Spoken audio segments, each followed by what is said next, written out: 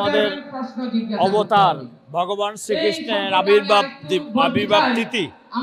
আমরা প্রতি বছরে জন্মাষ্টমী তিথিতে ভগবান শ্রীকৃষ্ণের আবির্ভাব উপলক্ষে তাকে আমরা স্মরণ করি।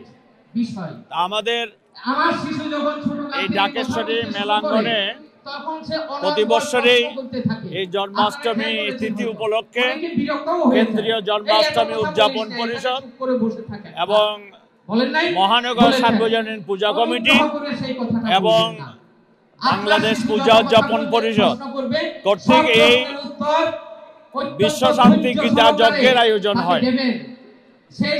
আমরা সীতাকুণ্ড শঙ্কর মঠ মিশন চট্টগ্রাম থেকে আমরা আসি, এই যজ্ঞানুষ্ঠানে আমরা অংশগ্রহণ করি এবং আমরা প্রতি বছর এই বিশ্ব শান্তি গীতা যজ্ঞের মাধ্যমে দেশ ও জাতির কল্যাণ প্রার্থনা করি এবং সমস্ত বিশ্বের আমরা শান্তি প্রার্থনা করি।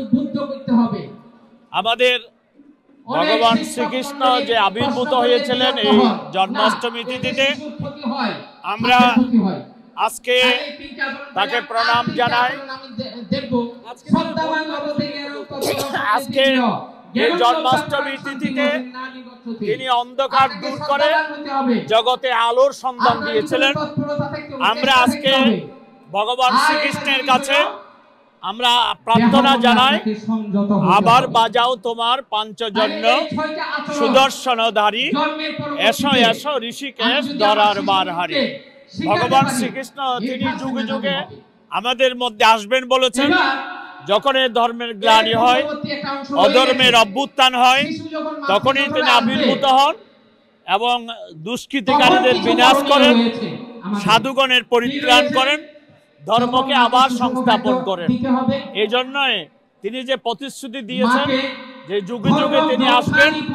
আমরা আজকে এই বর্তমান বিশ্বে, এই সংঘাতময় বিশ্বে আমরা ভগবানের কাছে প্রার্থনা জানাই, সমস্ত পৃথিবীর মানুষ, হিন্দু, মুসলমান, বৌদ্ধ, খ্রিস্টান, সকল মানুষের মধ্যে সৌভ্রাতৃত্ব গড়ে উঠুক, সবাই হিংসা বিদ্বেষ দূর করে আমরা যেন সকলে বিশ্ব শান্তি প্রতিষ্ঠা করতে পারি। এই বিশ্ব শান্তি প্রতিষ্ঠার জন্য আমাদের আজকের এই জন্মাষ্টমী উদযাপন।